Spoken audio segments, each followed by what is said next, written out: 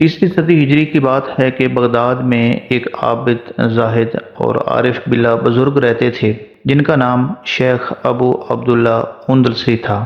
آپ ایک مایہ ناز، جلیل القدر امام، مفسر اور محدث تھے۔ کہا جاتا ہے کہ آپ کو 30,000 حدیثیں ما اسناد کے زبانی یاد تھیں اور قرآن مجید کو 7 قرأتوں سے پڑھا کرتے تھے۔ آپ کے شاگردوں اور تلامذہ کی تعداد 12,000 سے زائد تھی۔ ایک مرتبہ آپ نے سفر کا ارادہ کیا۔ آپ کے تلامذہ اور مریدین کی جماعت میں سے بہت سے تلامذہ اور مریدین بھی آپ کے ساتھ چلنے لگے۔ ان مریدین میں حضرت جنید بغدادی اور حضرت شبلی رحمۃ اللہ علیہ بھی شامل تھے۔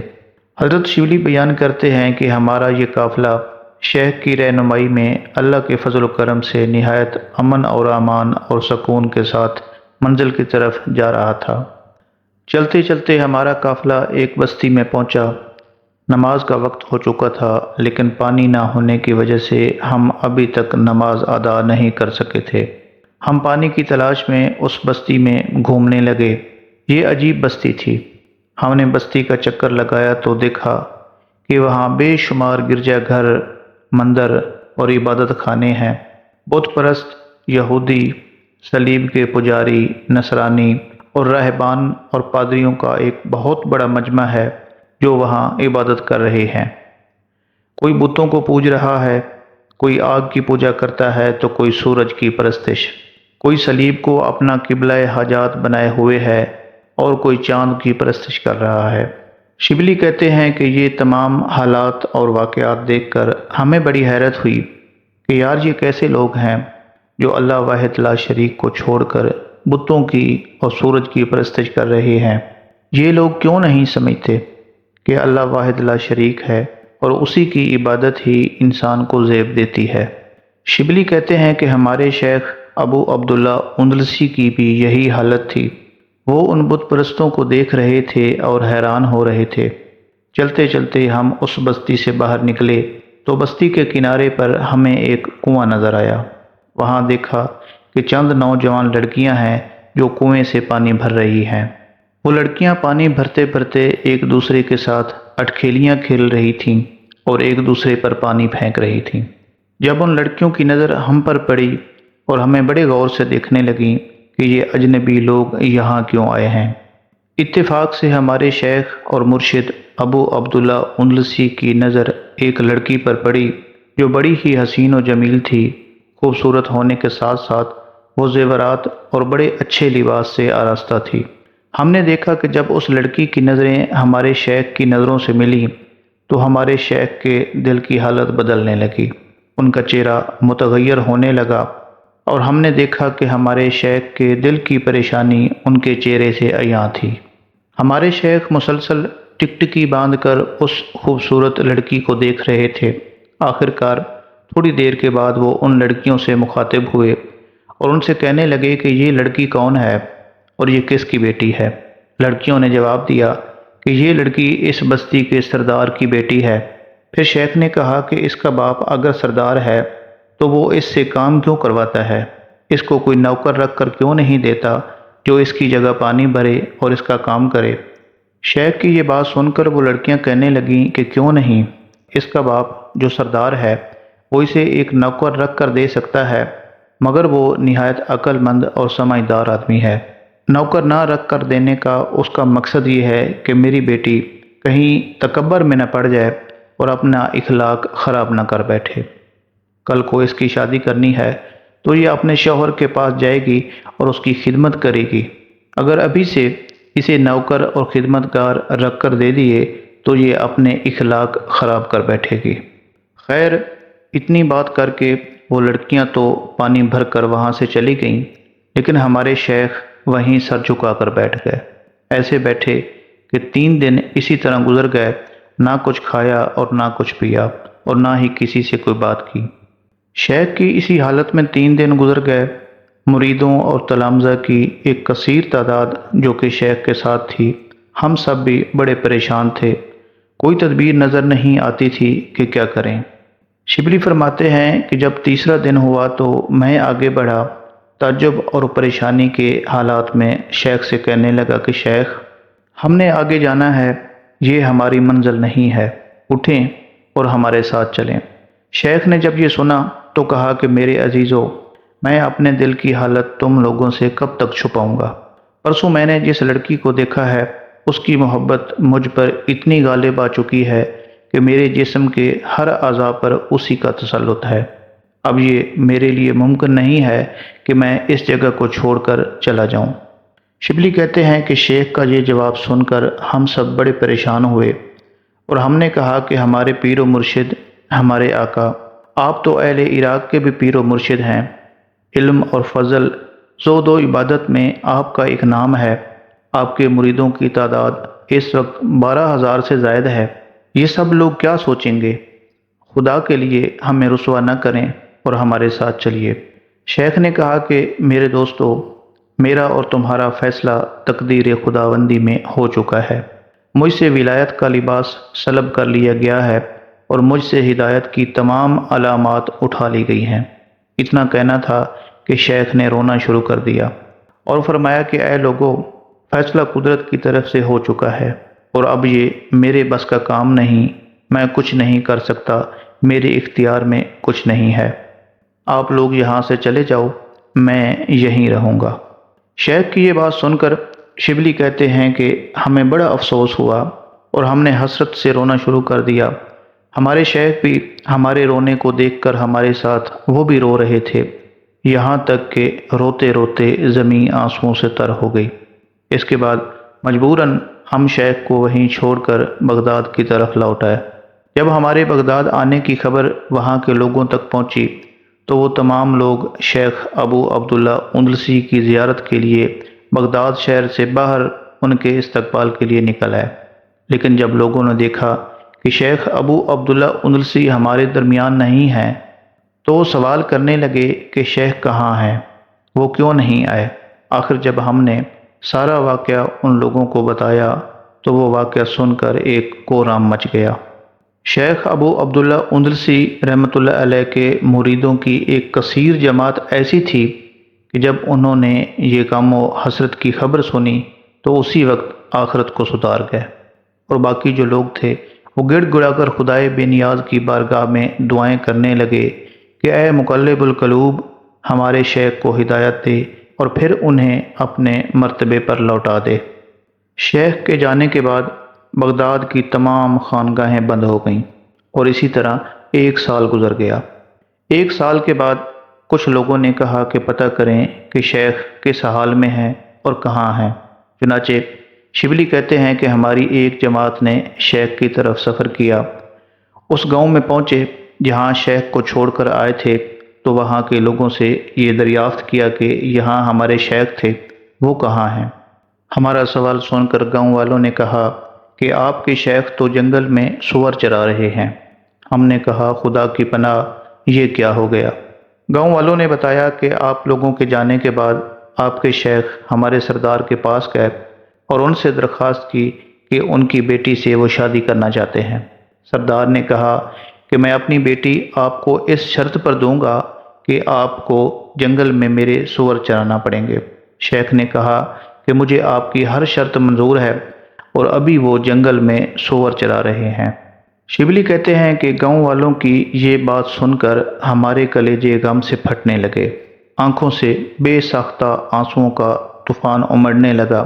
بمشکل ہم اپنے دل کو تھام کر اس جنگل میں پہنچے جہاں دیکھا کہ ہمارے شیخ سور چرا رہے تھے۔ ہم نے دیکھا کہ ہمارے شیخ کے سر پر نصارہ کی ٹوپی ہے اور کمر میں زنار بندھی ہوئی ہے، اور ہمارے شیخ اس لاٹھی پر ٹیک لگائے ہوئے خنزیروں کے سامنے کھڑے ہیں جس لاٹھی سے وہ وعظ و خطبہ کے وقت سہارا لیا کرتے تھے۔ اپنے شیخ کی یہ حالت دیکھ کر ہمیں گویا ایسے لگا کہ کسی نے ہمارے زخموں پر نمک چھڑک دیا ہو۔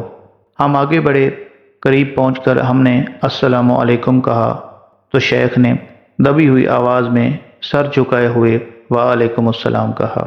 شبلی کہتے ہیں کہ میں نے کہا کہ اے شیخ، آپ علم اور فضل، حدیث و تفسیر کے بہت بڑے عالم تھے، اس کے باوجود آج یہ آپ کا کیا حال ہے؟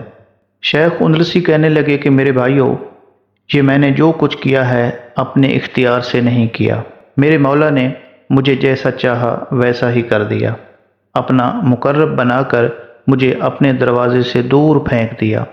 اللہ کے فیصلے کو کون ٹال سکتا ہے؟ میرے عزیزو، خدائے بے نیاز کے قہر و غضب سے ہمیشہ ڈرتے رہو اور اپنے علم اور فضل پر کبھی بھی غرور نہ کرنا۔ اس کے بعد شیخ نے آسمان کی طرف نظر اٹھا کر کہا کہ اے میرے مولا، میرا گمان تیرے بارے میں ایسا تو نہیں تھا۔ میں نے یہ کبھی نہیں سوچا تھا کہ تو مجھے ذلیل و خوار کر کے اپنے در سے نکال دے گا۔ اتنا کہنے کے بعد شیخ نے استغاثہ کرنا شروع کر دیا اور زار و قطار رونے لگے۔ شیخ کو روتا ہوا دیکھ کر شبلی سمیت آپ کے جتنے بھی مریدین اس وقت وہاں تھے وہ سب زار و قطار رونے لگے اور خدا سے استغاثہ کرنے لگے کہ اے مقلب القلوب، ہمیں تجھ پر ہی بھروسہ ہے، ہم سے اس مصیبت کو دور فرما دے۔ اے میرے مولا، اس مصیبت کو تیرے سوا کوئی دور کرنے والا نہیں۔ وہاں چرنے والے خنزیروں نے جب ان تمام لوگوں کا رونا دھونا اور تڑپنا دیکھا تو وہ بھی وہیں جمع ہو گئے اور وہ بھی وہاں چیخنا چلانا شروع ہو گئے۔ آخر پھر کیا تھا، یہ میدان حشر کا نمونہ بن گیا۔ ادھر ہمارے شیخ حسرت کے عالم میں زار و قطار رو رہے تھے، ادھر شبلی اور آپ کے مریدین رو رہے تھے اور ادھر سور چیخ و پکار کر رہے تھے۔ جب روتے روتے کافی دیر گزر گئی تو شبلی نے کہا کہ شیخ، آپ تو حافظ قرآن تھے اور قرآن کریم کو 7 قرتوں سے پڑھا کرتے تھے، کیا اب بھی آپ کو قرآن کریم کی کوئی آیت یاد ہے؟ شیخ فرمانے لگے کہ میرے عزیزو، مجھے قرآن کریم کی صرف 2 آیات یاد ہیں، اس کے سوا مجھے کچھ بھی یاد نہیں رہا۔ شبلی نے کہا کہ فرمائیے وہ کون سی 2 آیات ہیں؟ تو شیخ نے کہا کہ پہلی آیت تو یہ ہے جس کا ترجمہ ہے کہ جس کو اللہ ذلیل کرتا ہے اس کو کوئی عزت دینے والا نہیں، بے شک اللہ جو چاہتا ہے وہ کرتا ہے۔ اور دوسری آیت یہ ہے کہ جس نے ایمان کے بدلے میں کفر اختیار کیا، تحقیق وہ سیدھے راستے سے گمراہ ہو گیا۔ اس کے بعد شبلی نے کہا کہ اے شیخ، آپ کو 30,000 حدیثیں ما اسناد کے زبانی یاد تھیں، کیا اب بھی ان احادیث میں سے کچھ یاد ہے؟ تو شیخ نے فرمایا کہ ہاں، ایک حدیث مجھے یاد ہے اور وہ یہ ہے کہ جو شخص اپنا دین اسلام بدل ڈالے اس کو قتل کر ڈالو۔ حضرت شبلی رحمۃ اللہ علیہ فرماتے ہیں کہ اپنے شیخ کی یہ حالت دیکھ کر ہم سے مزید برداشت نہ ہوا اور ہم بغداد کی طرف واپس لوٹنے لگے۔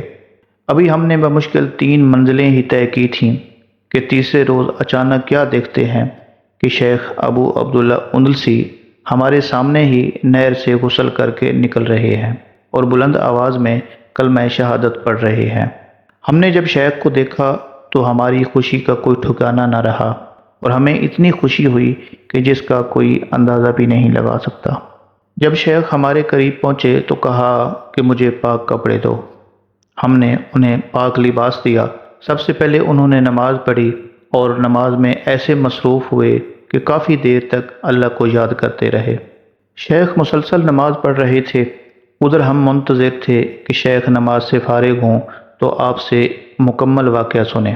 آخر جب شیخ نماز سے فارغ ہوئے اور ہماری طرف متوجہ ہو کر بیٹھ گئے تو شبلی رحمۃ اللہ علیہ فرماتے ہیں کہ ہم نے کہا کہ اے شیخ، ہم خدائے قدیر و علیم کا 1000 بار شکر ادا کرتے ہیں کہ جس نے آپ کو ہم سے جدا کر کے پھر ملایا اور ہماری جماعت کی جو بکھری ہوئی رونق تھی اسے پھر سے ٹھیک کر دیا۔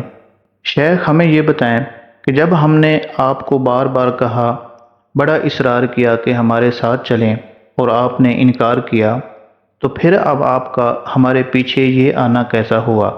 تو شیخ فرمانے لگے کہ میرے دوستو، جب تم مجھے چھوڑ کر واپس ہوئے تو میں نے خدا کی بارگاہ میں گڑ گڑا کر دعا کی کہ اے خداوند کریم، مجھے اس مصیبت سے نجات دے، میں تیرا خطا کار بندہ ہوں۔ چنانچہ اللہ تعالیٰ نے میری آواز سن لی اور میرے تمام گناہ معاف کر دیے، اور اب یہ میرے اللہ کا فضل ہے کہ میں آپ لوگوں کے درمیان ہوں۔ اس کے بعد شبلی رحمۃ اللہ علیہ نے پوچھا کہ اے شیخ، آپ کی اس آزمائش کا کیا سبب تھا؟ تو شیخ نے فرمایا کہ جب ہم اس گاؤں میں اترے جہاں بت خانے اور گرجا گھر تھے، وہاں آتش پرستوں، صلیب پرستوں پر ہمارا گزر ہوا۔ وہاں ان بستی والوں کو آگ کی پرستش کرنے اور بتوں کو پوجنے پر میرے دل میں ایک تکبر اور بڑائی پیدا ہوئی کہ ہم تو مومن اور خدائے واحد لا شریک کو مانتے ہیں، اسی کی عبادت کرتے ہیں، اور یہ بڑے کمبخت اور جاہل لوگ ہیں جو خدا کے علاوہ بتوں کی پرستش کرتے ہیں۔ ان لوگوں کی یہ حالت دیکھ کر مجھے بڑی ان سے نفرت ہوئی کہ یہ کیسے بے شعور اور بے حس لوگ ہیں جو اللہ کے علاوہ پتھروں اور آگ کی پوجا کرتے ہیں۔ چنانچہ میں نے اسی وقت ایک غیبی آواز سنی جہاں کہنے والا کہہ رہا تھا کہ اے ابو عبداللہ اندلسی، تمہارا یہ ایمان اور توحید کا عقیدہ تمہارا ذاتی کمال نہیں ہے، یہ سب کچھ ہماری توفیق سے ہے۔ کیا تم یہ سمجھتے ہو کہ تمہارا ایمان لانا تمہارے اپنے اختیار میں ہے اور تم میرے ان بندوں کو حقیر سمجھ رہے ہو؟ ہم اگر چاہیں تو تم سے یہ تمہارا ایمان ابھی چھین لیں اور تم سے ولایت کا لباس بھی سلب کر لیں۔ چنانچہ میرے دوستو، اس آواز کے ساتھ ہی مجھے یہ احساس ہوا کہ گویا ایک پرندہ میرے قلب سے نکل کر اڑ گیا، جو کہ در حقیقت میرا ایمان تھا۔ دل سے ایمان کے نکل جانے کے بعد مجھے پتہ ہی نہیں چلا کہ کیسے میں نصرانی ہوا اور اس لڑکی کی محبت میں گرفتار ہوا۔ حضرت شبلی رحمۃ اللہ علیہ نے فرمایا کہ اس کے بعد اپنے شیخ کو لے کر ہمارا یہ قافلہ خوشی اور کامیابی کے ساتھ بغداد پہنچا۔ سب مریدین شیخ کی زیارت اور ان کے دوبارہ قبول اسلام سے خوشیاں منا رہے تھے۔ خانقاہیں کھل گئیں، حجرے کھول دیے گئے۔ بادشاہ وقت شیخ کی زیارت کے لیے حاضر ہوا اور کچھ ہدیے بھی پیش کیے۔ شیخ پھر اپنے اسی قدیم شغل یعنی درس اور تدریس میں مشغول ہو گئے، اور وہی حدیث و تفسیر اور وعظ و تعلیم و تربیت کا دور پھر سے شروع ہو گیا۔ خداوند قدوس نے شیخ کو بھلایا ہوا علم پھر سے عطا فرما دیا، بلکہ اب پہلے سے نسبتاً علم میں ترقی ہوئی اور آپ کے تلامذہ کی تعداد 40,000 سے بڑھ گئی۔ ہم لوگ بھی شیخ کی دن رات خدمت کرتے رہے اور اسی طرح ایک مدت گزر گئی۔ آخر ایک روز جب ہم لوگ صبح نماز پڑھ کر شیخ کی خدمت میں بیٹھے تھے کہ اچانک کسی شخص نے حجرے کا دروازہ کھٹکھٹایا۔ شبلی کہتے ہیں کہ میں دروازے پر گیا تو دیکھا کہ ایک سیاہ پوش کپڑوں میں لپٹا ہوا شخص باہر کھڑا ہے۔ شبلی نے پوچھا کہ کون ہو اور کہاں سے آئے ہو اور یہاں آنے کا مقصد کیا ہے؟ آنے والے نے کہا کہ اپنے شیخ ابو عبداللہ اندلسی سے کہہ دو کہ وہ لڑکی جس کو آپ فلاں گاؤں میں چھوڑ کر آئے تھے آپ کی خدمت کے لیے حاضر ہے۔ حضرت شبلی فرماتے ہیں کہ میں لڑکی کی بات سن کر شیخ کے پاس گیا، ان سے واقعہ بیان کیا تو شیخ یہ سنتے ہی بڑے پریشان ہوئے، آپ کا رنگ زرد پڑ گیا اور خوف سے کانپنے لگے۔ جب تھوڑی دیر کے بعد طبیعت بحال ہوئی تو کہا لڑکی کو اندر لے آؤ۔ لڑکی جب شیخ کے پاس پہنچی تو زار و قطار رونے لگی۔ غم کی شدت اتنی زیادہ تھی کہ وہ کوئی بات نہیں کر سکتی تھی۔ آخر شیخ نے لڑکی کو دلاسا دیا اور اس سے مخاطب ہو کر فرمانے لگے کہ تم یہاں کیسے آئی ہو اور یہاں تک تمہیں کس نے پہنچایا؟ لڑکی کہنے لگی کہ اے میرے سردار، جب آپ ہمارے گاؤں سے رخصت ہوئے اور مجھے یہ پتہ چلا کہ آپ یہاں سے چلے گئے ہیں تو میری بے چینی اور بے قراری اتنی بڑھی کہ یہ میرا دل ہی جانتا ہے۔ نہ بھوک رہی اور نہ پیاس اور نہ نیند آتی تھی۔ رات بھر اسی اضطراب میں جاگتی رہی۔ صبح کے قریب لیٹی تو آنکھ لگ گئی۔ اسی وقت مجھ پر نیند غالب ہوئی۔ اس حالت میں نے خواب میں ایک شخص کو دیکھا جو یہ کہہ رہا تھا کہ اگر تو مومن ہونا چاہتی ہے اور چاہتی ہے کہ جنت میں داخل ہو تو بتوں کی عبادت اور ان کی پوجا چھوڑ دے، ہمارے شیخ کی اتباع کر اور اپنے دین سے توبہ کر کے ہمارے دین میں داخل ہو جا۔ لڑکی کہتی ہے کہ میں نے خواب کے عالم میں ہی اس شخص کو مخاطب کر کے اس سے پوچھا کہ آپ کے شیخ کا دین کیا ہے؟ تو اس شخص نے کہا کہ اس کا دین دین اسلام ہے۔ میں نے کہا کہ اسلام کیا چیز ہے؟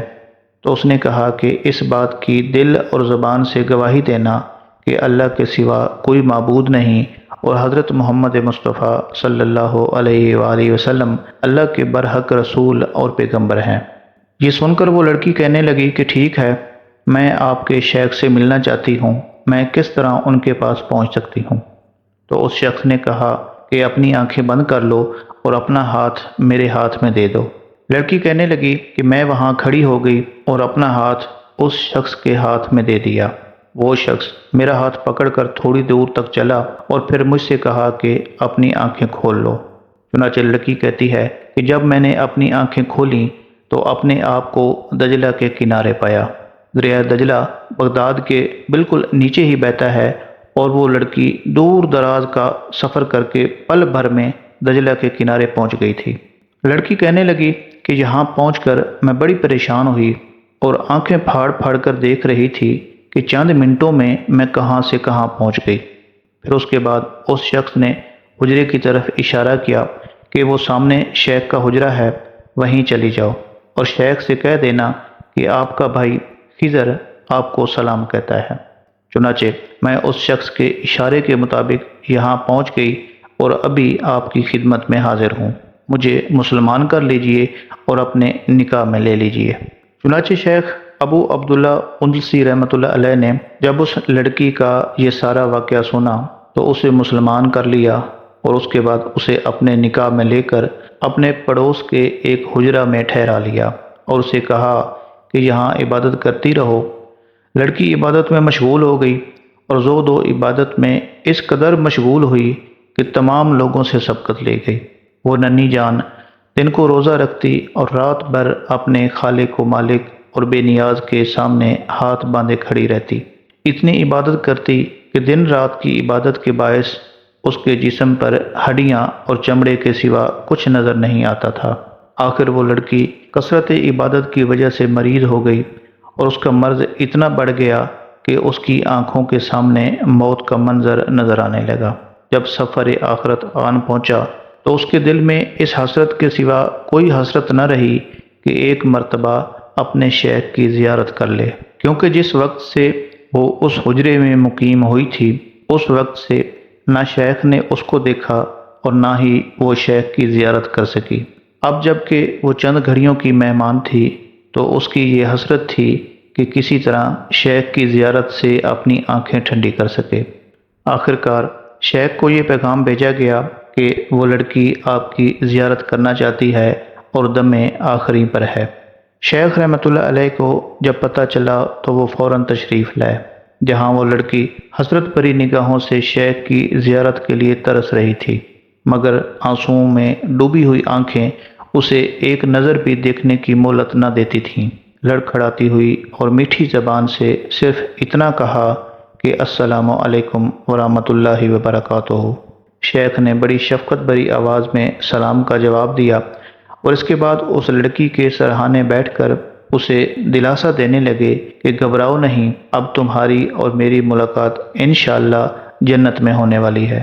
لڑکی شیخ کی آواز سن کر خاموش ہو گئی اور ایسا سکوت چھایا کہ جو قیامت سے پہلے نہیں ٹوٹے گا۔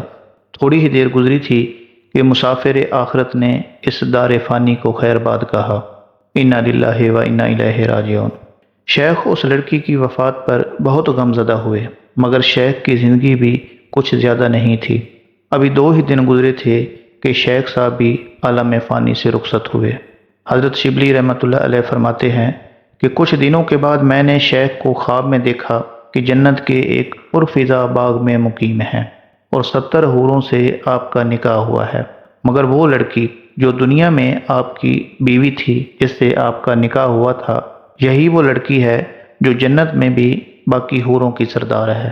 حضرت شبلی رحمۃ اللہ علیہ فرماتے ہیں کہ میں نے دیکھا کہ وہ دونوں شیخ اور لڑکی اب ابد الآباد جنت کی بیش قیمتی نعمتوں میں خوش و خرم ہیں، جنت کی سیر کرتے ہیں، جنت کے کھانے کھاتے ہیں اور ہمیشہ ہمیشہ کے لیے وہاں آباد ہیں۔ تو میرے دوستو، یہ تکبر اتنی بری بلا ہے کہ کس طرح اس تکبر نے ایک شیخ المشائخ کو بھی کہاں سے کہاں تک پہنچا دیا۔ چنانچہ اللہ کریم سے یہ دعا ہے کہ اللہ تعالیٰ محض اپنے فضل اور کرم سے ہمیں تکبر اور برائیوں سے بچائے، آمین یا رب العالمین۔ پیارے دوستو، ایک زمانے میں بغداد میں ایک نامی گرامی پہلوان رہا کرتا تھا۔ پورے بغداد میں اس پہلوان کے مقابلے کا کوئی اور نہیں تھا۔ بڑے سے بڑا پہلوان بھی اس کے سامنے زیر تھا، کیا مجال کہ کوئی اس کے سامنے آ کر اس سے نظر بھی ملا سکے۔ یہی وجہ تھی کہ شاہی دربار میں اس کو بڑی عزت کی نگاہ سے دیکھا جاتا تھا۔ اس کو شاہی پہلوان کا خطاب ملا ہوا تھا۔ بادشاہ کی نظر میں اس کا ایک خاص مقام تھا۔ ایک دن وہ شاہی پہلوان بادشاہ کے دربار میں اراکین سلطنت کے ہمراہ بیٹھا ہوا تھا کہ شاہی محل کے صدر دروازے پر کسی نے آ کر دستک دی۔ خادم نے آ کر بادشاہ کو بتایا کہ ایک کمزور اور ناتواں اجنبی شخص دروازے پر کھڑا ہے جس کا بوسیدہ سا لباس ہے۔ اس کی کمزوری کا یہ عالم ہے کہ زمین پر کھڑا ہونا بھی مشکل ہو رہا ہے۔ اس نے یہ پیغام بھیجا ہے کہ پہلوان کو میرا پیغام پہنچا دو کہ کشتی میں وہ میرا چیلنج قبول کرے۔ بادشاہ نے اسے دربار میں پیش کرنے کا حکم دیا۔ اجنبی ڈگمگاتے پیروں سے دربار میں حاضر ہوا۔ وزیر نے اجنبی سے پوچھا کہ تم کیا چاہتے ہو؟ اجنبی نے جواب دیا کہ میں شاہی پہلوان سے کشتی لڑنا چاہتا ہوں۔ وزیر نے کہا کہ چھوٹا منہ بڑی بات نہ کرو، کیا تمہیں معلوم نہیں کہ اس شاہی پہلوان کا نام سن کر بڑے بڑے پہلوانوں کو پسینہ آ جاتا ہے؟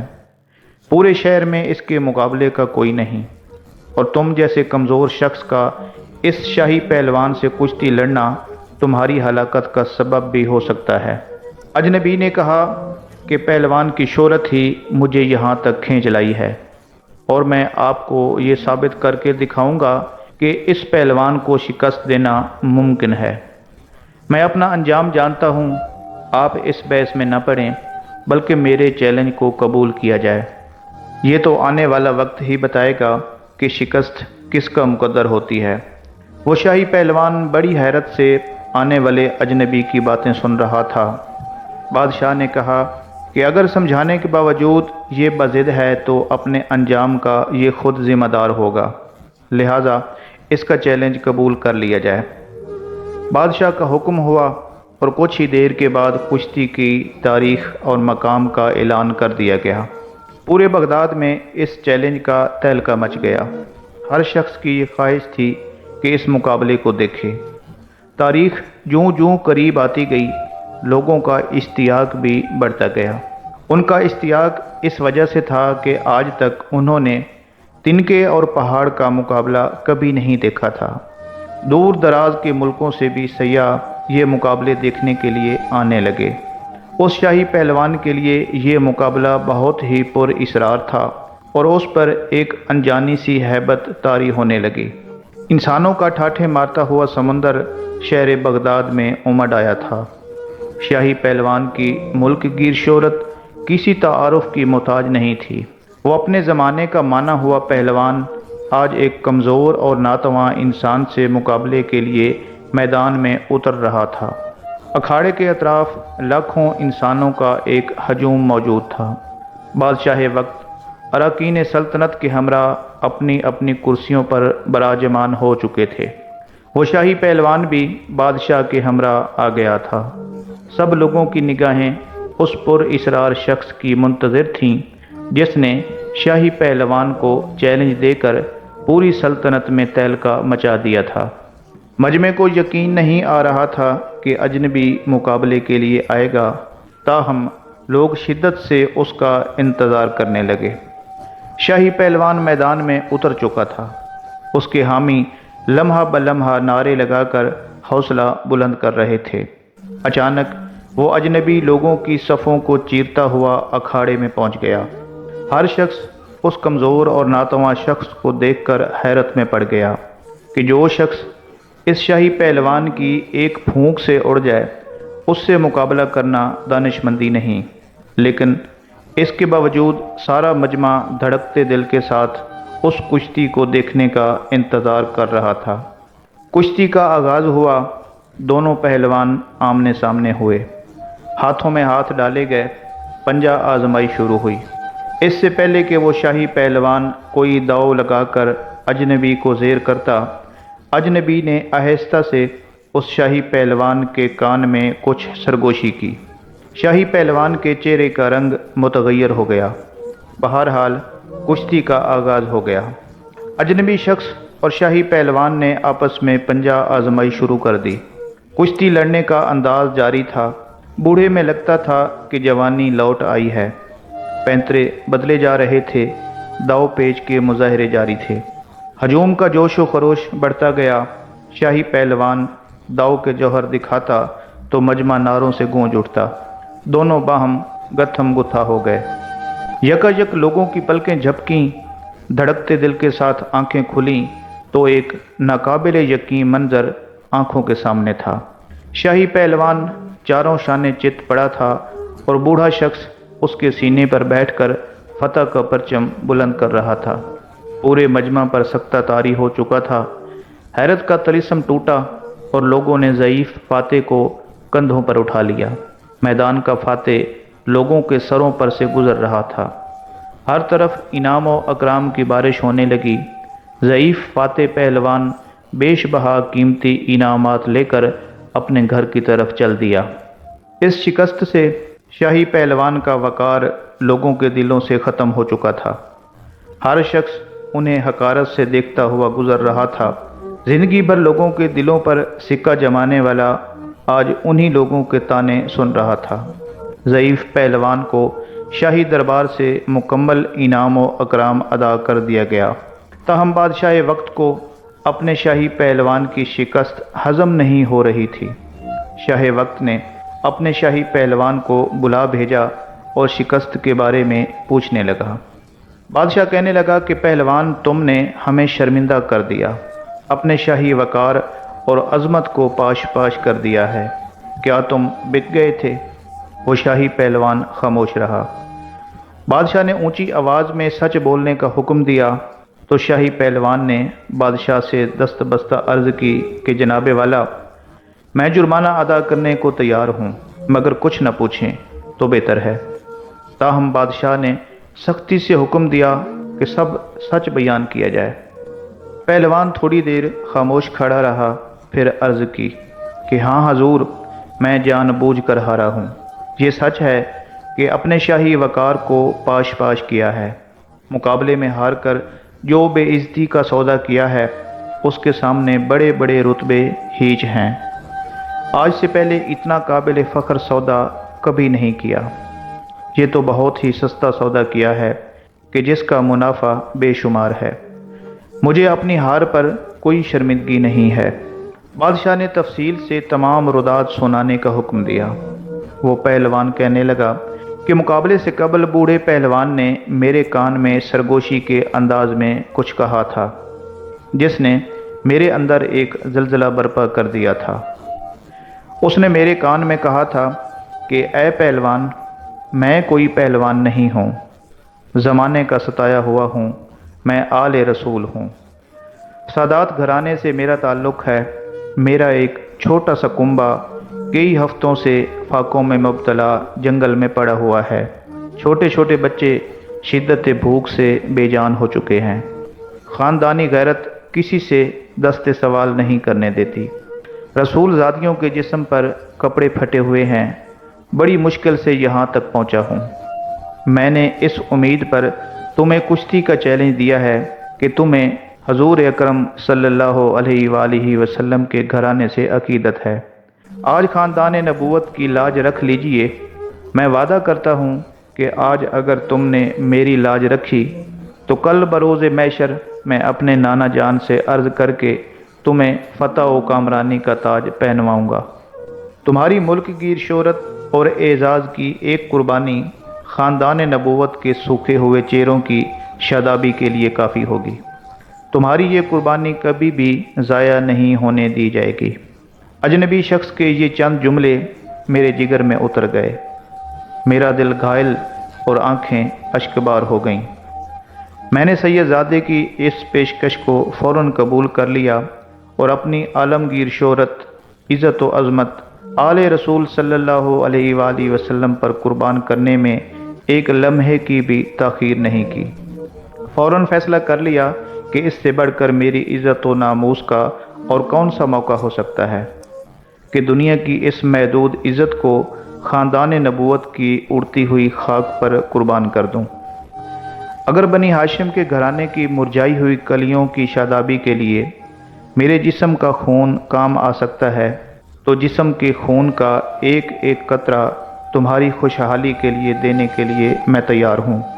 پہلوان اتنا کہہ کر خاموش ہو گیا۔ بادشاہ کو بھی چپ لگ گئی۔ ہاتھ کے اشارے سے اس پہلوان کو رخصت ہو جانے کا کہہ دیا۔ اب رات ہو چکی تھی، لوگ اپنے اپنے گھروں کو جا چکے تھے۔ عشاء کی نماز سے فارغ ہو کر وہ پہلوان اپنے بستر پر لیٹ گئے۔ اس کے کانوں میں سید زادے کے وہ الفاظ بار بار گونجتے رہے، آج میں وعدہ کرتا ہوں اگر تم نے میری لاج رکھی تو کل میدان محشر میں اپنے نانا سے عرض کر کے فتح و کامرانی کا تاج تمہارے سر پر رکھواؤں گا۔ پہلوان سوچتا رہا کہ کیا واقعی ایسا ہوگا؟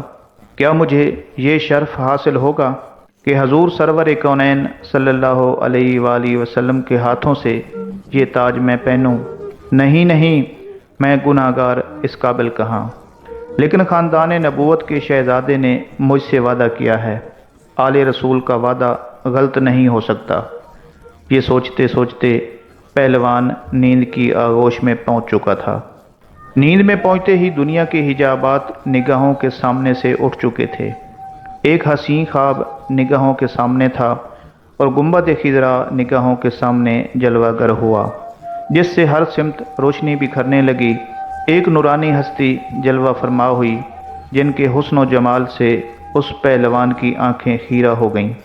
دل کیف و سرور میں ڈوب گیا اور در و دیوار سے آوازیں آنے لگیں، الصلاۃ والسلام علیکہ یا رسول اللہ، الصلاۃ والسلام علیکہ یا حبیب اللہ۔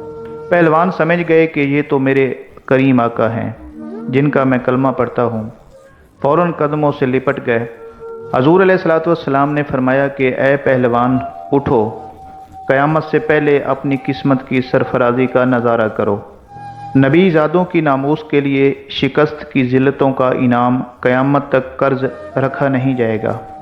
سر اٹھاؤ، تمہارے لیے فتح و کرامت کی دستار لے کر آیا ہوں۔ آج سے تمہیں عرفان و تقرب کے سب سے اونچے مقام پر فیض کیا جاتا ہے۔ تمہیں اولیاء کرام کی سروری کا اعزاز مبارک ہو۔ ان کلمات کے بعد حضور سرور کونین حضرت محمد صلی اللہ علیہ وآلہ وسلم نے پہلوان کو سینے سے لگایا، اور اس موقع پر حضور علیہ الصلوۃ والسلام نے حالت خواب میں پہلوان کو کیا کچھ عطا کیا، اس کا اندازہ لگانا بھی مشکل ہے۔ اتنا اندازہ ضرور لگایا جا سکتا ہے کہ جب وہ پہلوان نیند سے بیدار ہوا تو ساری کائنات چمکتے ہوئے آئینے کی طرح اس کی نگاہوں میں سما چکی تھی۔ ہر ایک کے دل اس پہلوان کے قدموں پر نثار ہو چکے تھے۔ بادشاہ وقت نے اپنا قیمتی تاج سر سے اتار کر اس کے قدموں میں رکھ دیا تھا۔ بغداد کے اس نامور پہلوان کا نام جنید تھا، جو آج سید الطائفہ سیدنا حضرت جنید بغدادی رحمۃ اللہ علیہ کے نام سے سارے عالم میں مشہور ہو چکا تھا۔ ساری کائنات کے دل ان کے لیے جھک گئے تھے۔ تو پیارے دوستو، یہ تھی حضرت جنید بغدادی رحمۃ اللہ علیہ کی داستان کہ کیسے ایک نوجوان نے اہل بیت رسول کی عزت کی، ان کی تکریم کی، تو بدلے میں سرور کائنات صلی اللہ علیہ وآلہ وسلم نے عزت اور عظمت کا تاج ان کے سر پہ رکھا اور انہیں دنیا اور آخرت میں کامیابی کی خوشخبری سنائی۔ اللہ کریم سے دعا کرنی چاہیے کہ ہمیں اہل بیت اور صحابہ کرام سے محبت کرنے والا بنائے، اور اہل بیت رسول صلی اللہ علیہ وآلہ وسلم کے صدقے اللہ تعالیٰ میری اور آپ سب لوگوں کی مغفرت فرمائے، آمین یا رب العالمین۔ دوستو، اللہ کریم کے ہر کام میں حکمت ہوتی ہے۔ اللہ کریم کا ہر فیصلہ انسانوں کے لیے بہتر ہی ہوتا ہے۔ بظاہر وہ ہمیں اچھا نہ لگے، لیکن وہ ہمارے فائدے کے لیے ہوتا ہے۔ آج جو میں آپ کو واقعہ سنانے جا رہا ہوں، یہ واقعہ سننے کے بعد آپ کا اللہ پر بھروسہ اور توکل میں اضافہ ہوگا۔ کسی ملک کا ایک بادشاہ تھا۔ اس کا ایک بچپن کا دوست تھا جس کے ساتھ وہ کھیل کود کر جوان ہوا تھا۔ بادشاہ اپنے اس دوست کو ہر وقت اپنے ساتھ رکھتا تھا۔ بادشاہ کے دوست کی بھی ایک عجیب عادت تھی کہ اس کی زندگی میں خواہ کوئی بھی اچھی بری بات ہوتی تو وہ ہمیشہ یہی کہتا کہ جو ہوتا ہے اچھے کے لیے ہوتا ہے۔ ایک دن ایسا ہوا کہ بادشاہ اور اس کا دوست شکار کے لیے جنگل میں گئے۔ دوست نے بادشاہ کے لیے بندوق میں گولی بھری اور بندوق تیار کر کے بادشاہ کو دے دی، لیکن بندوق میں گولی بھرتے وقت اس کے دوست سے کچھ غلطی ہو گئی، اور جب بادشاہ نے شکار کے لیے گولی چلائی تو اس کا انگوٹھا کٹ گیا۔ ہاتھ کا انگوٹھا کٹنا تھا کہ بادشاہ کو اس سے بڑی تکلیف ہوئی، اور یہ صورتحال دیکھ کر اس کا دوست گھبرایا، لیکن بادشاہ سے کہنے لگا کہ جو کچھ ہوتا ہے اچھے کے لیے ہوتا ہے، یقیناً اس میں بھی کوئی بہتری ہوگی۔ یہ سن کر بادشاہ، جو کہ پہلے ہی درد سے بے چین تھا، اسے شدید غصہ آیا اور بولا کہ میرا انگوٹھا ضائع ہو گیا ہے اور تم کہہ رہے ہو کہ اچھا ہوا۔ ساتھ ہی بادشاہ نے یہ حکم جاری کیا کہ اسے قید خانے میں ڈال دیا جائے۔ چنانچہ 1 سال گزر گیا۔ 1 سال کے بعد بادشاہ دوبارہ کسی جگہ شکار کھیلنے کے لیے گیا، لیکن وہاں بادشاہ کی بدقسمتی کہ وہ شکار کھیلتے کھیلتے جنگل میں دور تک چلا گیا۔ وہاں اسے آدم خور جنگلیوں نے پکڑ لیا اور اسے پکڑ کر اپنے علاقہ میں لے گئے۔ انہوں نے بادشاہ کے ہاتھ اور پاؤں باندھ دیے اور اسے قتل کر کے وہ کھانا چاہتے تھے۔ جب 2 لوگوں نے اسے پکڑا اور اسے مارنے لگے تو ان کی اچانک نظر بادشاہ کے اس کٹے ہوئے انگوٹھے پر پڑی۔ یہ دیکھتے ہی وہ چلا اٹھے اور اپنے لوگوں کو کہنے لگے کہ یہ بادشاہ ایک انگوٹھے سے معذور ہے۔ چنانچہ وہمی اور توم پرست قوم ہونے کی وجہ سے وہ قبیلہ کسی نامکمل انسان کو نہیں کھاتا تھا، لہذا انہوں نے بادشاہ کو بھی عیب دار ہونے کی وجہ سے رہا کر دیا۔ جب بادشاہ گرتا پڑتا ان سے رہا ہو کر اپنے محل پہنچا تو اسے خیال آیا کہ کس طرح اس کا انگوٹھا کٹ گیا تھا، اور اس نے اپنے دوست کو جیل میں بھجوا دیا تھا۔ فوراً اس نے اپنے خدام کو حکم دیا کہ اس کے دوست کو باعزت دربار میں پیش کیا جائے۔ چنانچہ خدام گئے اور اس کا دوست جب بادشاہ کے سامنے پیش ہوا تو بادشاہ نے اسے سارا حال کہہ سنایا اور کہا کہ میں نے تمہارے ساتھ بہت برا کیا، مجھے ایسا نہیں کرنا چاہیے تھا، مجھے معاف کر دو۔ تم صحیح تھے اور وہ اچھا اور بہتر ہی ہوا تھا کہ میرا انگوٹھا کٹ گیا تھا۔ آج اس انگوٹھے کے نہ ہونے کی وجہ سے میری جان بچ گئی۔ یہ سن کر بادشاہ کا دوست مسکرایا اور بولا کہ بادشاہ سلامت، یہ بھی بہتر ہی ہوا کہ آپ نے مجھے جیل بھجوا دیا تھا۔ بادشاہ دوست کی یہ بات سن کر بڑا حیران ہوا اور کہنے لگا کہ یہ اچھا اور بہتر کس طرح ہوا؟ تم 1 سال تک جیل میں رہے ہو اور کہہ رہے ہو کہ اچھا ہوا۔ تو بادشاہ کا دوست مسکرایا اور مسکرا کر بولا کہ ہاں، یہ اچھا ہی ہوا اور بہتر ہی ہوا۔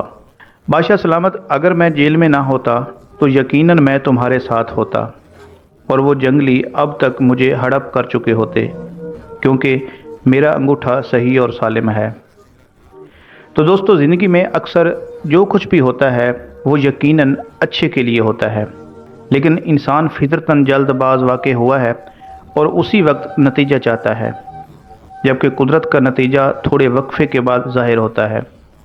فرق صرف اتنا ہے کہ امید کا سہارا کبھی بھی نہیں چھوڑنا چاہیے اور ہمیشہ مثبت سوچ رکھنی چاہیے۔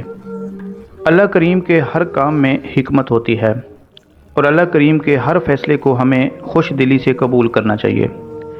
اسی طرح مکہ مکرمہ میں ایک عالم دین کا انتقال ہو گیا، چنانچہ انہیں مسلمانوں کے ایک عام سے قبرستان میں دفن کر دیا گیا۔ ان کی وفات کے کچھ سالوں کے بعد ایک اور شخص کا انتقال ہوا۔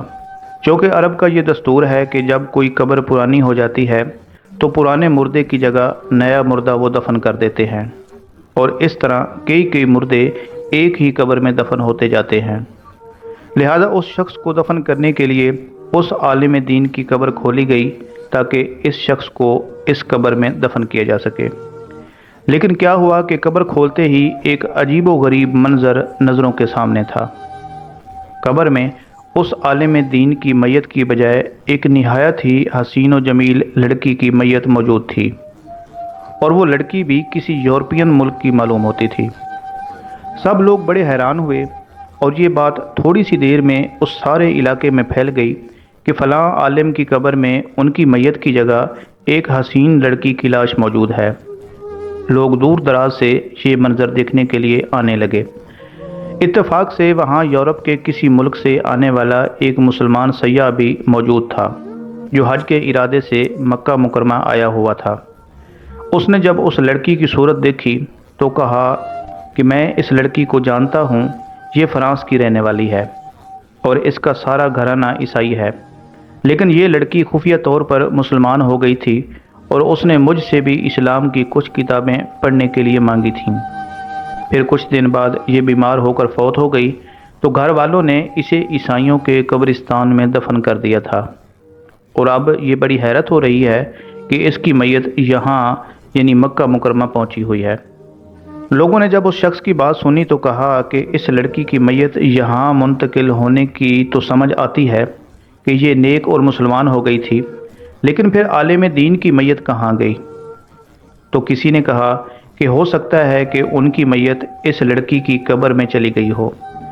یہ بات سن کر اس سیاح نے کہا کہ میں حج سے فارغ ہو کر چند دن بعد واپس جا رہا ہوں، میں اس لڑکی کے ورثاء سے مل کر اس کی قبر کشائی کروا کر دیکھوں گا کہ آخر معاملہ کیا ہے۔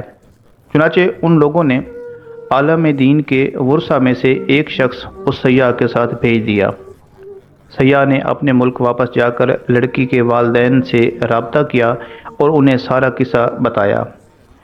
اس کے والدین بھی بڑے حیران ہوئے، چنانچہ انہوں نے لڑکی کی قبر کشائی کی تو حیران کن طور پر لڑکی کے تابوت میں اس عالم دین کی میت موجود تھی جو مکہ میں دفن ہوا تھا۔ وہ لوگ بہت حیران اور پریشان ہوئے کہ یہ کیا ماجرا ہے۔ مکہ میں جب یہ خبر پہنچی کہ اس عالم دین کی میت عیسائیوں کے قبرستان میں اس لڑکی کی قبر میں موجود ہے تو سب کو بہت حیرانگی ہوئی کہ لڑکی کا یہاں منتقل ہونا تو اس کے مسلمان ہونے اور نیک ہونے کی وجہ سے تھا، لیکن عالم دین سے ایسا کون سا گناہ ہوا تھا جس کی وجہ سے انہیں عیسائیوں کے قبرستان میں منتقل کر دیا گیا۔ چنانچہ اس کی بیوی سے پوچھا گیا کہ تیرے شوہر میں ایسی کون سی بات تھی جو اس کے ساتھ یہ معاملہ پیش آیا؟ اس کی بیوی نے کہا کہ میرا شوہر تو بہت نیک اور نمازی اور تہجد گزار انسان تھا اور قرآن پاک پڑھنے والا تھا۔ لوگوں نے کہا کہ سوچ کر بتاؤ، آخر پھر بھی ایسی کوئی تو بات ہوگی کہ جس وجہ سے یہ اتنا کچھ ہو گیا ہے۔ اس شخص کی بیوی نے تھوڑی دیر غور کیا اور اس کے بعد کہنے لگی کہ اس میرے خاوند کی ایک بات ہمیشہ ہی مجھے کھٹکتی تھی، وہ یہ تھی کہ جب بھی اس پر غسل جنابت واجب ہوتا تو وہ نہانے سے پہلے کہتا کہ عیسائیوں کے مذہب میں یہ بات بہت اچھی ہے کہ ان پر یہ غسل واجب نہیں ہوتا، وہ غسل نہیں کرتے، ہمیں سردی میں بھی نہانا پڑتا ہے، اور ہو سکتا ہے کہ اسی وجہ سے اللہ نے اسے ان کے درمیان ہی پہنچا دیا ہو جن کے طریقے کو وہ پسند کرتا تھا اور اسلامی احکام اسے ٹھیک نہیں لگتے تھے۔ لیکن نبی کریم صلی اللہ علیہ وآلہ وسلم کی اس حدیث مبارکہ سے کوئی انکار نہیں کر سکتا، جس میں آپ صلی اللہ علیہ وآلہ وسلم فرماتے ہیں کہ جو شخص کسی قوم سے محبت کرتا ہے وہ اسی کے ساتھ محشر میں اٹھایا جائے گا۔ لہٰذا عزیز دوستو، ہمیں چاہیے کہ کچھ بھی بولتے وقت اپنی زبان اور الفاظ پر مکمل کنٹرول رکھیں، کیونکہ ہو سکتا ہے کہ ہمارا ایک غیر ذمہ داری سے بولا گیا لفظ ہمیں کہیں سے کہیں پہنچا دے، جس کے بارے میں ہمیں وہم اور گمان بھی نہ ہو۔ ناظرین، صوفیہ کی تعلیمات کا پرچار وقت کی اہم ضرورت ہے، اسی سے دکھی انسانیت کو سکون اور فلاحی معاشرے کی منزل میسر آ سکے گی۔ مقربین الہی جیسی ہستیوں میں ایک نام حضرت سید میراں محمد شاہ موج دریا بخاری لاہوری رحمۃ اللہ علیہ کا بھی ہے۔ آپ کا اصل نام میراں محمد شاہ تھا اور موج دریا بخاری کے نام سے آپ معروف ہوئے۔ آپ بخاری سادات میں سے تھے اور آپ کا سلسلہ نسب 7ویں پشت میں سید جلال الدین مخدوم جہانیاں جہاں گشت ان سے جا ملتا ہے، اور 9ویں پشت میں آپ کا سلسلہ نسب سید شیر شاہ جلال الدین الاعظم امیر سرخ بخاری رحمۃ اللہ علیہ سے جا ملتا ہے۔ حضرت موج دریا بخاری رحمۃ اللہ علیہ کی ولادت 1533 عیسوی میں اچ شریف میں ہوئی۔ تذکرۃ الاولیاء کرام میں لکھا ہے کہ جب شہنشاہ اکبر سے قلعہ چتوڑ فتح نہ ہو سکا تو اس نے اپنے وزراء اور خادمین کے کہنے پر آپ سے دعا کے لیے استدعا کی، چنانچہ آپ کی دعا سے قلعہ فتح کرنے میں کامیابی ملی تو بادشاہ نے آپ سے لاہور میں قیام پذیر ہونے کی درخواست کی۔ حضرت موج دریا بخاری رحمۃ اللہ علیہ نے بادشاہ کی یہ درخواست منظور کر لی اور اوچھ سے لاہور تشریف لے آئے۔ تحقیقات سے چشتی میں مرقوم ہے کہ بادشاہ نے آپ کے نام 9 لاکھ روپے کی جاگیر علاقہ بٹالہ میں وقف کر دی۔ رائے بہادر جو کہ مصنف ہیں تاریخ لاہور کے، انہوں نے لکھا ہے کہ بادشاہ نے بکمال ارادت 2 لاکھ روپے کی جاگیر درویشان خانگاہ کے خرچ کے لیے بھی دی تھی۔ کہا جاتا ہے کہ وہ فرمان جس کی روح سے یہ جاگیر حضرت سید میرا محمد شاہ کی نظر ہوئی تھی ابھی تک اس خاندان کے پاس محفوظ ہے۔ اس پر شہنشاہ اکبر کی تصدیقی مہر اور اس کے دستخط بھی موجود ہیں۔ جب آپ رحمۃ اللہ علیہ لاہور تشریف لائے تو آپ نے علوم ظاہری اور باطنی کی ترویج کے لیے ہر ممکن کوشش کی۔ فیضان حق کو حاصل کرنے کے لیے دور دراز سے لوگ لاہور میں آتے اور آپ کی خدمت اقدس میں حاضر ہوتے اور اپنے دامن کو مختلف نعمتوں سے مالا مال کرتے۔ آپ نے یہاں درس و تدریس کا خاص انتظام فرمایا، فقیر اور خادماؤں کے لیے مکانات بنوائے، لنگر خانہ قائم کیا۔ لاہور کے لنگر خانہ کے علاوہ آپ نے 2 اور لنگر خانے بٹالہ اور خان فتح میں بھی قائم کیے۔ حضرت موج دریا بخاری رحمۃ اللہ علیہ کی بہت سی کرامات ہیں اور کرامات کا ظہور اللہ تعالیٰ کے نیک اور صالح بندوں کے ہاتھوں سے ہوتا ہے۔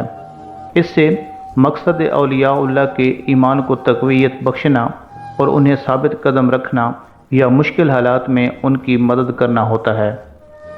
شہنشاہ ہند جلال الدین اکبر کے دور حکومت میں حضرت بابا موج دریا بخاری رحمۃ اللہ علیہ کی بزرگی کا چرچا ہر جگہ پھیل چکا تھا۔ آپ کے پاس بہت سی جاگیریں تھیں اور آپ نے اپنی جاگیروں کی تمام آمدن خدمت خلق کے لیے وقف کر رکھی تھی۔ جب آپ اوچھ شریف سے لاہور تشریف لائے تو دور دراز سے لوگ لاہور میں آپ کی خدمت میں حاضر ہو کر فیض حاصل کرتے۔ حضرت سید میرا محمد شاہ بخاری رحمۃ اللہ علیہ کو موج دریا کا لقب سخاوت اور خدمت خلق کی بدولت حاصل ہوا۔ آپ رحمۃ اللہ علیہ نے درس و تدریس کا خاص انتظام فرمایا، فقراء اور خادمین کے لیے مکانات بنوائے اور مسافروں کے لیے مسافر خانے تعمیر کروائے۔ 3 بڑے لنگر خانے بھی آپ نے قائم کر رکھے تھے، جس میں سے لاہور کا لنگر خانہ بہت زیادہ وسیع تھا، جبکہ 2 لنگر خانے بٹالہ اور خان فتح میں تھے۔ ان لنگر خانوں میں طرح طرح کے کھانے تیار کیے جاتے تھے، جہاں ہزاروں لوگوں، عقیدت مندوں، مسافروں اور فقراء کو کھانا دیا جاتا تھا۔ ان کے باوجود لنگر خانوں میں کبھی بھی کھانا کم نہیں ہوا تھا۔ ایک مرتبہ لگاتار بارشیں ہونے کی وجہ سے سب راستے بند ہو گئے تو اناج لنگر خانے تک نہیں پہنچ سکا اور اس میں رکاوٹ آ گئی۔ ادھر لوگوں نے چاول کھانے کو مانگے مگر لنگر خانے میں چاول کم تھے۔ حضرت میرا موج دریا بخاری اپنے حجرے میں یاد الہی میں مصروف رہتے تھے۔ لنگر خانے کا منتظم آپ کی خدمت عالیہ میں حاضر ہوا اور عرض کرنے لگا کہ لگاتار بارشوں کی وجہ سے چاولوں سے لدی ہوئی بیل گاڑیاں لنگر خانے تک نہیں پہنچ سکیں، جبکہ لوگ چاہتے ہیں کہ انہیں چاول کھلائے جائیں۔ آپ رحمۃ اللہ علیہ مسکرائے اور فرمایا کہ اس میں کوئی مذائقہ نہیں، ایک دیگ چولہے پر چڑھا دو اور اس میں ہم وزن چاول، گھی اور گوشت ڈال کر پکاؤ۔ جب دیگ پک کر تیار ہو جائے تو مجھے بتا دینا۔ لنگر خانے کے منتظم نے آپ کے حکم کی تعمیل کی اور دیگ میں ہم وزن چاول، گھی اور گوشت ڈال کر دیگ پکا کر تیار کر لی۔ پھر لنگر خانے کا منتظم حضرت میرا موج دریا رحمۃ اللہ علیہ کی خدمت میں حاضر ہوا اور آپ کو بتایا کہ دیگ پک کر تیار ہو چکی ہے۔ آپ نے پکی ہوئی دیگ کے اوپر ایک کپڑا ڈال دیا اور دیگ لنگر خانے میں رکھوا دی۔ اس کے بعد آپ رحمۃ اللہ علیہ نے فرمایا کہ اب لنگر جاری کر دو اور جو جس قدر چاول مانگے اسے دیتے جاؤ اور کپڑا دیگ کے اوپر ہی رہنے دینا۔ لنگر خانے کے منتظم نے آپ کی ہدایت کے مطابق کپڑا دیگ کے اوپر ہی رہنے دیا اور دیگ کے اندر سے چاول نکال کر لوگوں کو دیتا رہا۔ چنانچہ ہزاروں لوگ لنگر خانے آتے رہے، وہ خود بھی پیٹ بھر کر کھاتے اور اپنے بچوں کے لیے بھی چاول گھروں کو لے کر جاتے رہے۔ آپ رحمۃ اللہ علیہ کی کرامت کا یہ سلسلہ 7 دن تک جاری رہا۔ اس دوران دیگ کے اندر نہ چاول ختم ہوئے اور نہ کچھ اور کم پڑا، بلکہ جب بھی دیگ میں سے چاول نکالے جاتے وہ ایسے گرم ہوتے جیسے دیگ ابھی ابھی چولہے سے اتاری گئی ہو۔ ایک ہفتہ گزرنے کے بعد جب بارشیں تھم گئیں اور تمام راستے کھل گئے تو کافی مقدار میں چاول لنگر خانے میں پہنچ گئے، جس کے بعد حسب سابق لنگر کا انتظام جاری ہو گیا۔ وہ دیگ کافی عرصہ تک آپ رحمۃ اللہ علیہ کے مریدین کے پاس رہی اور لوگوں میں جادو کی دیگ کے نام سے وہ معروف اور مشہور رہی۔ اسی طرح حضرت میراں موج دریا بخاری رحمۃ اللہ علیہ ایک مرتبہ اپنی درسگاہ میں بیٹھے دینی تعلیم دے رہے تھے کہ ذمہ داروں کی ایک جماعت آپ کی خدمت میں حاضر ہوئی اور عرض کیا کہ ہمارے علاقے مزنگ اور گرد و نواح کا پانی بہت کھارا اور نمکین ہے، جس سے ہماری فصلیں برباد ہو جاتی ہیں، اس لیے آپ دعا فرما دیں کہ پانی میٹھا ہو جائے۔ آپ رحمۃ اللہ علیہ نے اسی وقت بارگاہ الہی میں گریہ وزاری کے ساتھ پانی کے میٹھا ہونے کی دعا کی اور پھر اللہ تعالیٰ کی قدرت سے مزنگ کے علاقے کے تمام کنوؤں کا پانی میٹھا ہو گیا۔ مزنگ کا یہ علاقہ آج بھی اسی نام سے لاہور میں موجود ہے، جہاں کا پانی آج بھی میٹھا ہے۔ جب شہنشاہ ہند جلال الدین اکبر کو قلعہ چتور کی مہم درپیش ہوئی اور قلعہ فتح نہ ہو سکا تو اس نے فتح پانے کے لیے حضرت میراں موج دریا بخاری سے دعا کی درخواست کی۔ آپ رحمۃ اللہ علیہ جلال الدین اکبر کی درخواست کو قبول کر کے قلعہ کے پاس تشریف لے گئے اور 3 مرتبہ بلند آواز کے ساتھ اپنی زبان مبارک سے اسم مبارک اللہ فرمایا تو اسی وقت قلعہ فتح ہو گیا۔ بادشاہ سے لے کر غریب تک سب آپ رحمۃ اللہ علیہ کی دعا سے فیض یاب ہوتے رہے۔ حضرت سید میراں محمد شاہ موج دریا بخاری رحمۃ اللہ علیہ نے 17 ربیع الثانی 1013 ہجری بمطابق ماہ ستمبر 1604 میں وصال فرمایا۔ آپ رحمۃ اللہ علیہ کا مزار مبارک لاہور میں ہے اور جو مرجع خلائق ہے۔ آپ رحمۃ اللہ علیہ کے مزار مبارک کے بارے میں ایک اور بات بھی بڑی مشہور ہے کہ آپ کی حیات ہی میں مغل شہنشاہ جلال الدین اکبر نے آپ کا مزار تعمیر کروایا تھا تاکہ آپ کے وصال کے بعد وہ آپ کی آخری آرامگاہ ہو۔ حضرت موج دریا بخاری رحمۃ اللہ علیہ کا عرس مبارک 16، 17 اور 18 ربیع الثانی کو منایا جاتا ہے۔ گزرے زمانے کی بات ہے کہ کسی ملک کا ایک بادشاہ تھا۔ ایک دن بادشاہ اپنی چھت پر ٹہل رہا تھا۔ ٹہلتے ٹہلتے اس کی نظر اپنے محل کے ساتھ نزدیکی گھر کی چھت پہ پڑی، جہاں ایک بہت ہی خوبصورت لڑکی کپڑے سکھا رہی تھی۔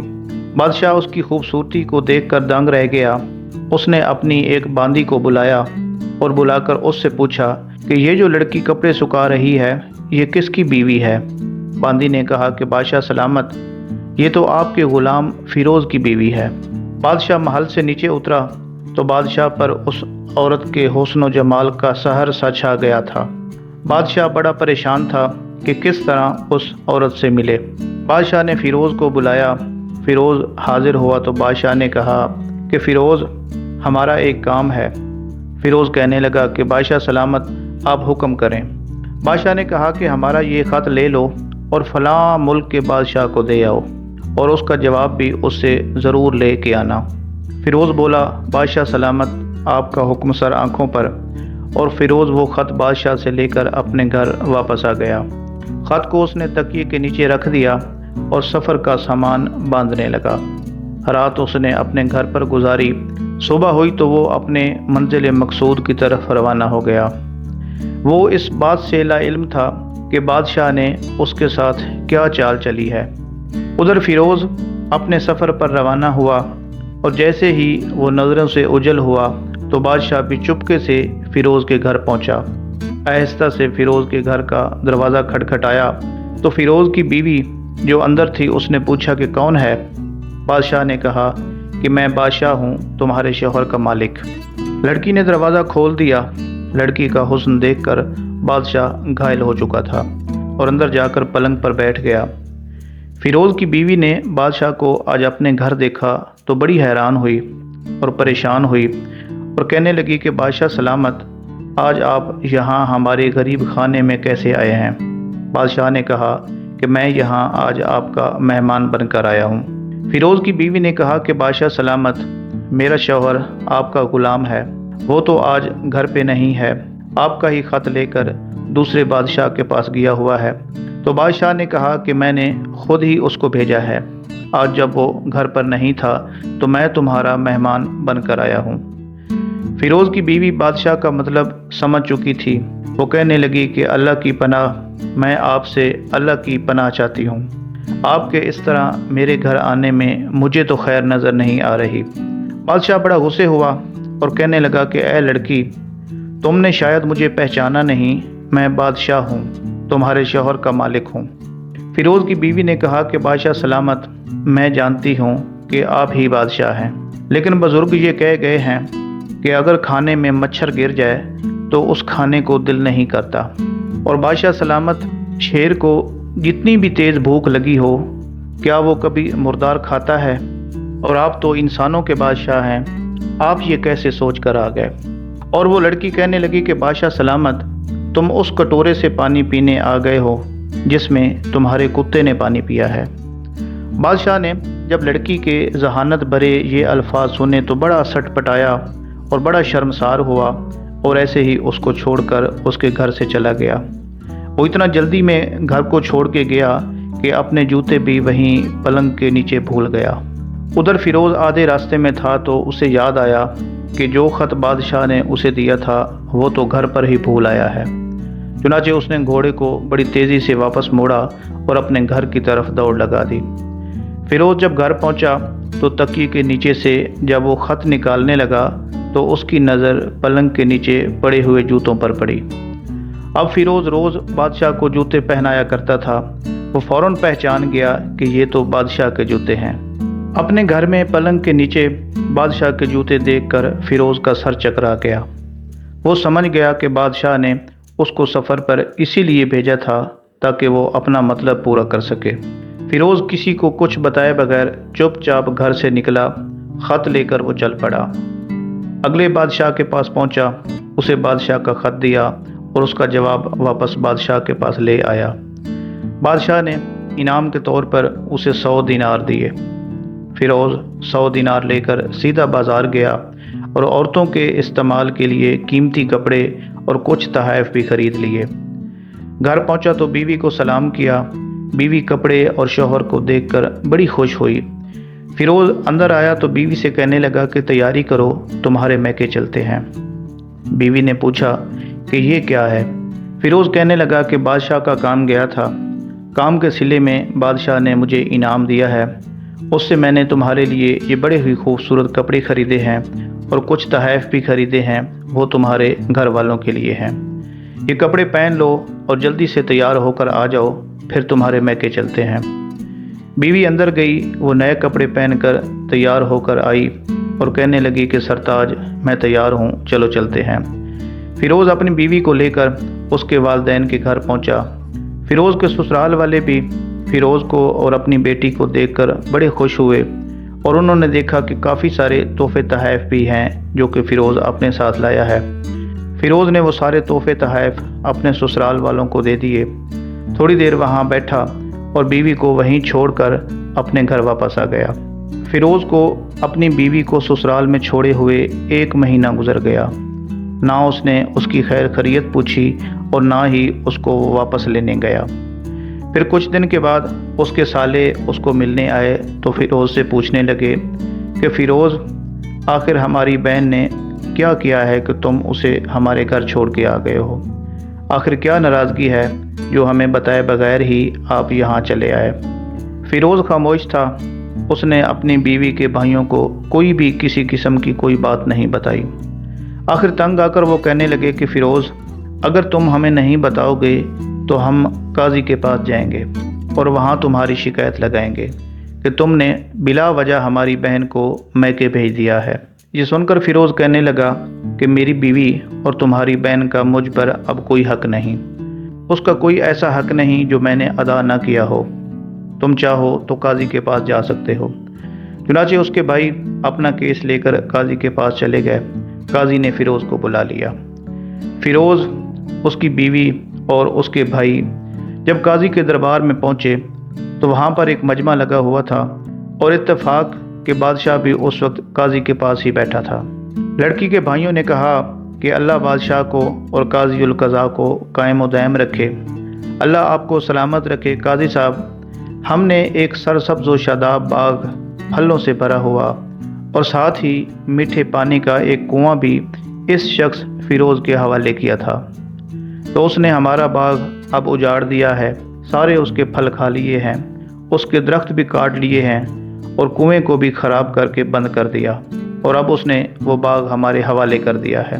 قاضی فیروز کی طرف متوجہ ہوا اور پوچھا کہ ہاں لڑکے، تم کیا کہتے ہو اس بارے میں؟ فیروز نے کہا کہ قاضی صاحب، جو باغ مجھے دیا گیا تھا وہ اس سے بہتر حالت میں نے ان کو واپس کیا ہے۔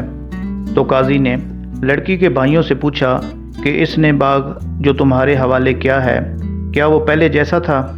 تو لڑکی کے بھائیوں نے کہا کہ اس نے باغ تو ہمارے حوالے کیا، لیکن ہم اس کی وجہ پوچھنا چاہتے ہیں کہ اس نے آخر کیوں وہ ہمیں واپس کیا ہے۔ قاضی بولا کہ ہاں فیروز، تم کیا کہنا چاہتے ہو اس بارے میں؟ تو فیروز کہنے لگا کہ قاضی صاحب، میں نے باغ کسی بغض یا نفرت کی وجہ سے نہیں چھوڑا، بلکہ یہ باغ میں نے اس لیے چھوڑا ہے کہ ایک دن جب میں اس باغ میں آیا تو میں نے وہاں شیر کے پنجوں کے نشان دیکھے۔ میں بڑا خوف زدہ ہوا اور مجھے اس بات کا ڈر تھا کہ وہ شیر جس نے یہ میرا باغ ایک دفعہ دیکھ لیا ہے تو یقیناً یہ میری بھی جان کا دشمن بن جائے گا اور مجھے بھی نقصان پہنچائے گا، اس لیے میں نے اس باغ میں جانا بند کر دیا اور وہ باغ میں نے ان کو واپس کر دیا ہے۔ بادشاہ جو ٹیک لگائے ہوئے یہ سب کچھ بڑے غور سے سن رہا تھا، اٹھ کر بیٹھ گیا اور کہنے لگا کہ فیروز، اپنے باغ کی طرف امن اور مطمئن ہو کر جاؤ، واللہ اس میں کوئی شک نہیں کہ شیر تمہارے باغ میں ضرور آیا تھا، لیکن وہ وہاں پر نہ تو اپنا کوئی اثر چھوڑ سکا اور نہ ہی کوئی پتا توڑ سکا اور نہ ہی کوئی پھل کھا سکا۔ وہ وہاں پر تھوڑی دیر رہا اور مایوس ہو کر لوٹ گیا، اور خدا کی قسم میں نے کبھی بھی تمہارے باغ کے گرد لگے مضبوط دیواروں جیسی دیواریں نہیں دیکھی۔ وہ ایسی مضبوط دیوار تھی کہ کوئی بھی شیر ان کو کبھی آئندہ عبور کرنے کے بارے میں سوچے گا بھی نہیں۔ فیروز نے جب بادشاہ کے منہ سے یہ بات سنی تو وہ اپنے گھر لوٹ آیا اور اپنی بیوی کو بھی واپس لے آیا۔ یہ ایسا واقعہ تھا کہ جس کا بھرے دربار میں نہ تو قاضی کو پتہ چلا اور نہ ہی کسی اور کو اس ماجرے کا علم ہوا کہ اصل بات کیا تھی۔ بادشاہ کی گواہی نے فیروز کے دل میں پڑنے والے شک کو دور کر دیا۔ وہ اپنی بیوی سے بڑا خوش تھا کہ کیسے اس نے اپنی عقل اور ذہانت سے بادشاہ سے اپنی عزت کو محفوظ رکھا۔ اس واقعہ کے بعد وہ دونوں پھر سے ہنسی خوشی رہنے لگے۔